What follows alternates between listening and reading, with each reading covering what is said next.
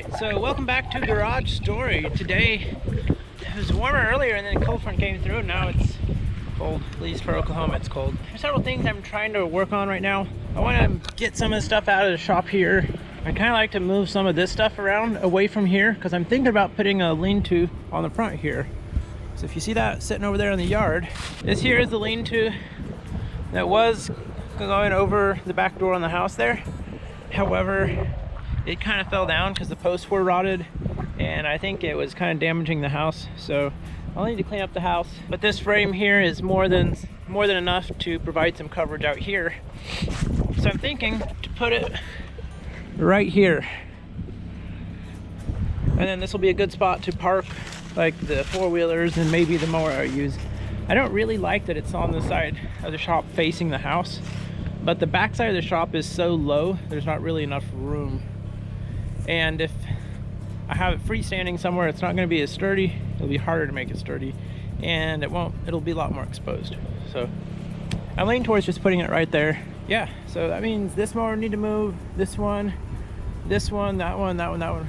You get the idea. So that's one thing I've got going on. Another thing, I've got some mower decks that need to be welded up. We need to get those decks off so they can take them over to a friend so they can weld them. That deck and that deck. That and my truck battery, I'm trying to get it charged up. We just purchased this battery tester from Harbor Freight. The lights aren't on in here because the extension cord is run down to charge up the truck. So I'm thinking I might want to try that out on the battery in the truck to see if it's still good or not. So I think I'm going to start trying to move this stuff away over here. So I need to be able to get this down here. So all that stuff needs to come out or slide straight down the hill. Now we got two tractors to do it with.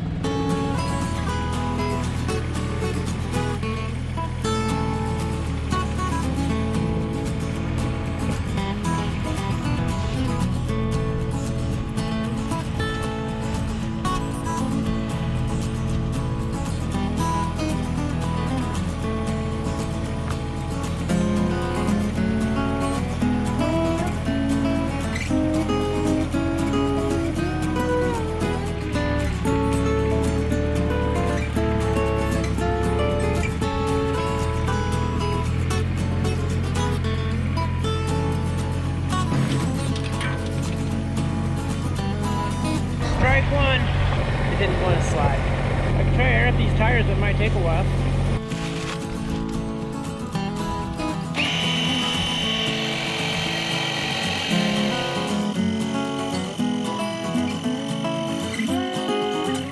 Got that thing aired up, took a little bit of time. Now let's set this thing to pumping over here on this tire, and while it's doing that, let's see if we can get the X320 out of the shop and over into the little shed. Alright, so you guys think the X320 will start up after sitting for, I don't know how it's been sitting. I may have started it up once when I was checking the spark tester.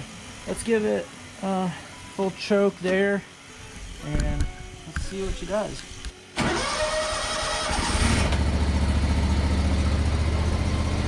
Purrs like a kitten.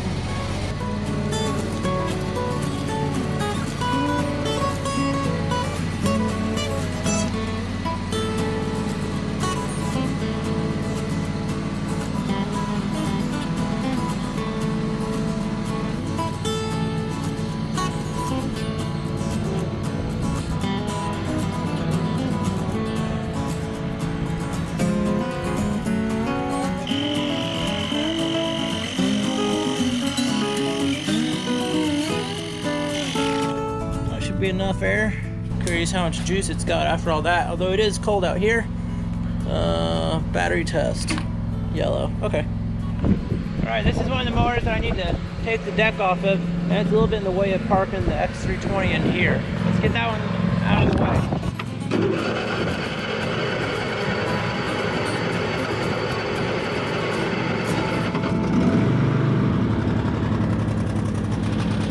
Let's check and see what's going on in here. So I got a old pressure washer and a leaf vacuum.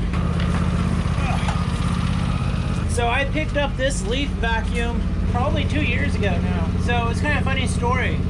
The gentleman said he had mower parts or mowers and stuff to sell that he was trying to clean out. And at the time, I didn't realize I should have asked a very important question, which was, are they push mower parts or riding mower parts? Anyway, it turned out to be push mower parts, which I'm not really into. But he did have this, but I thought, you know, leaf vacuum might be worth something, and I think I gave him 50 bucks for it. I have no idea if that was worth it or not, but I just wanted to help him out.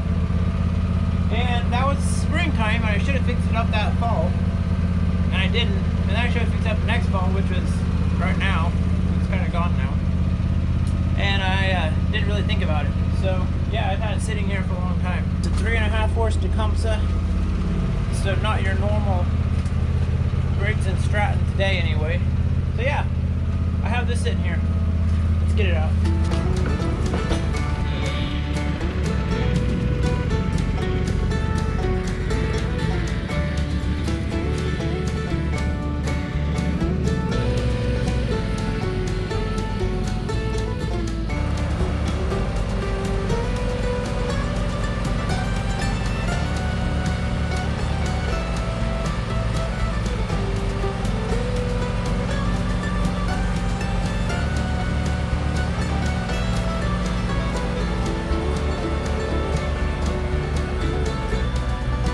Well, that was a bummer, but kind of normal everyday life. It's just too wide to fit in there. It's a 48. Who'd have thunk? Bummer. That happens. Maybe we'll put the Banshee in there for now. Except I might want to work on it soon, so I don't really know if I want it in there. And it's a pain to move because all the tires are flat and it doesn't have a reverse gear. I guess I should move that stuff out so I can push this downhill. And I may as well go ahead and pull the Craftsman into the shop because I want to work on it. So let's get the shop rearranged a little bit.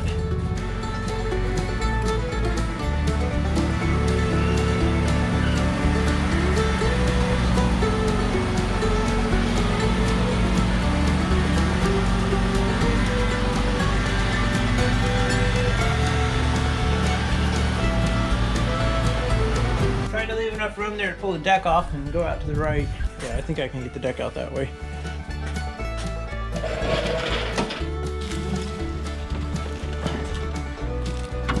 Slide right in here. That might be in the way, but I think we can slide in here and shove this thing down the hill.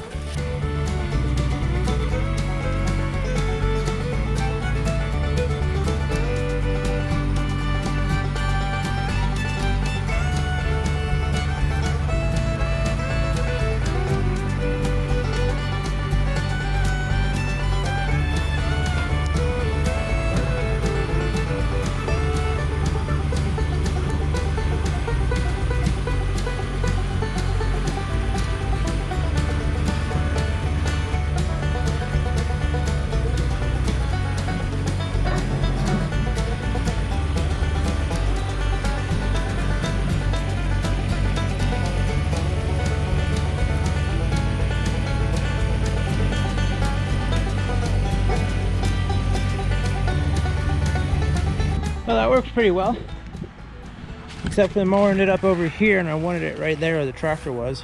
Sure be nice to get this mower going, save some time cutting grass.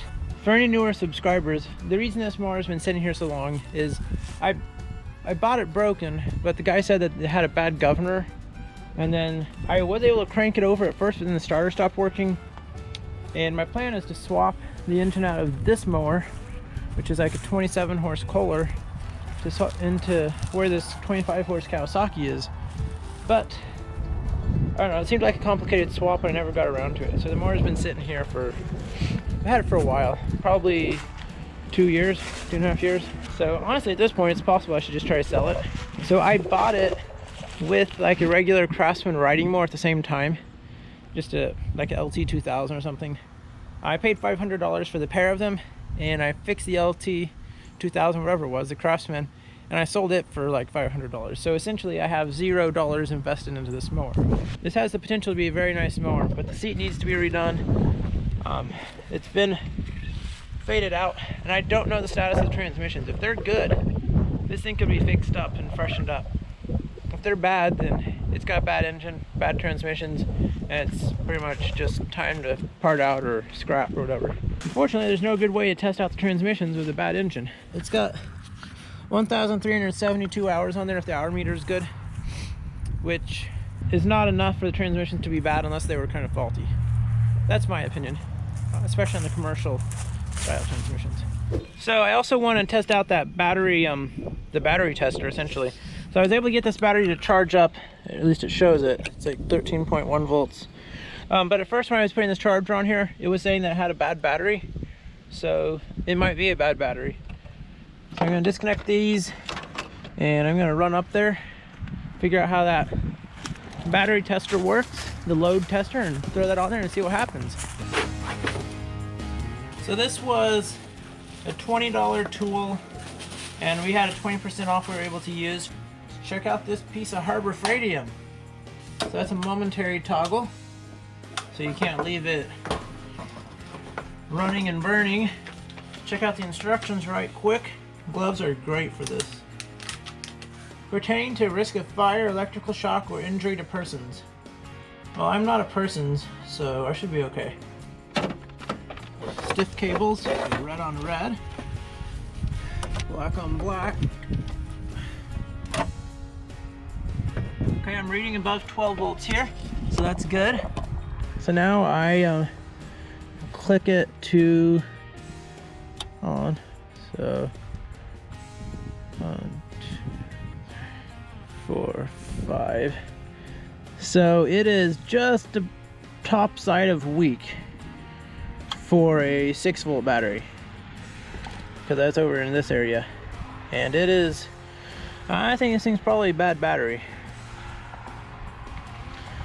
because it should be over in here somewhere. When I click that on, it drops it way down.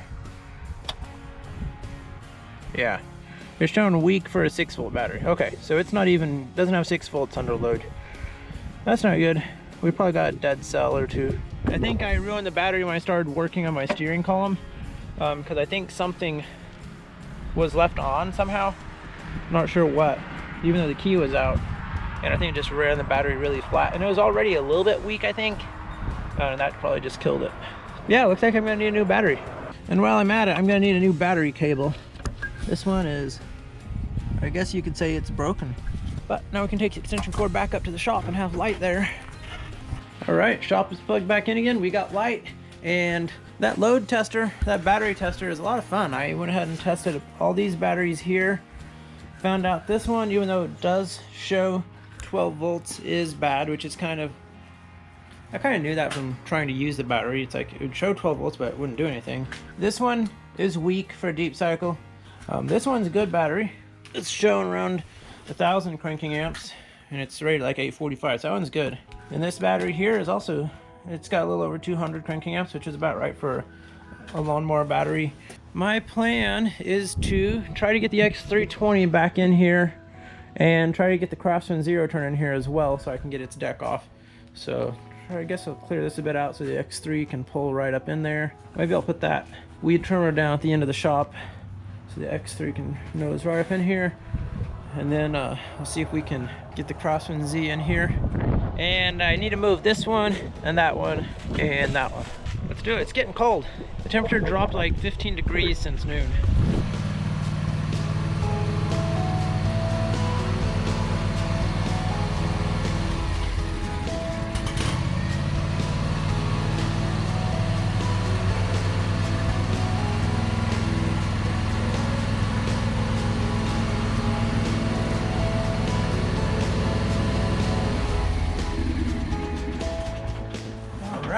I think that's all for me for today. I think it's time to move on to other stuff. So we'll see what we get done tomorrow. I'm happy with the progress made so far. And I like that load tester. All right, so since that battery was deemed bad, this battery, I need to figure out if I can get this thing out of here and see if I can get some new cable ends while I'm at it. Let's get this puppy off too. Yeah, that one's broken. This will hold it down. One of these lower clamps. It's cool.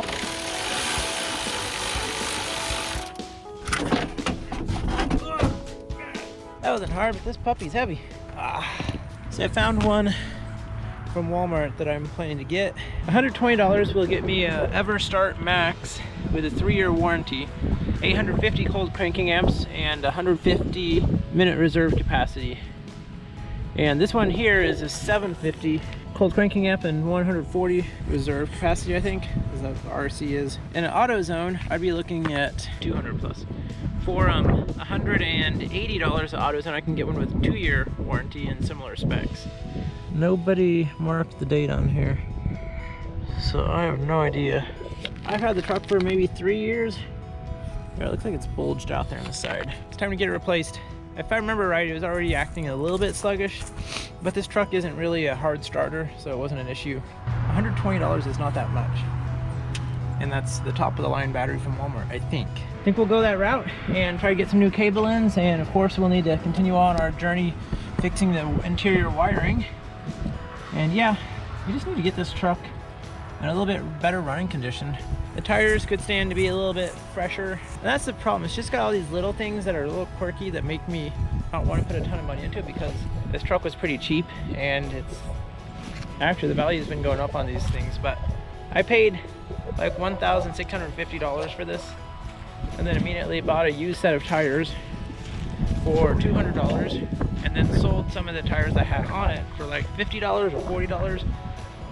So I was into it for about $1,800, and it's been that way for about 3.5 years. I can't remember exactly. And it's done what I needed for the most part. The most annoying thing is when it stops running smoothly. That was a major concern, and the four-wheel drive not being consistently functioning. And then of course lately the turn signals were an issue. So it's just got little stuff like that I need to fix. Anyway, enough rambling. Let's go get a new battery and get this thing fixed up. All right, so I was able to get the battery, and here it is. 850 cranking amps, cold cranking amps, group 65. Also got some terminal connectors. I got 2 of everything, so I could do both sides however I want to do it, but I'm really seriously thinking of doing is taking these ones and chopping them off right here, and just using my existing bolts off my existing clamp like this and cutting it off right here, so I can just put this in and replace the bolt. And anyway, I think it might make more sense when I actually do it, but basically that way I don't have to crimp a new end on the cable. I think this is what I'm gonna do, and I'll return these. And I bought 2 so I could do both, and I bought both styles so I could have a choice, and I'll return what I don't use. And also got this, so all from Walmart. And I was also able to get these treated posts here. These were actually surprisingly cheap. These are 4x4x8 treated posts, and they were like $10 a piece at Lowe's. So I was very happy with that. I was thinking I might need to get treated 2x4s and make my own post to keep costs down, but this is cheaper than buying 2 treated 2x4x8 2x4s. Yeah, so I think that concludes another story here on Garage Story. You guys stay safe and keep making stories. We'll catch you on the next one.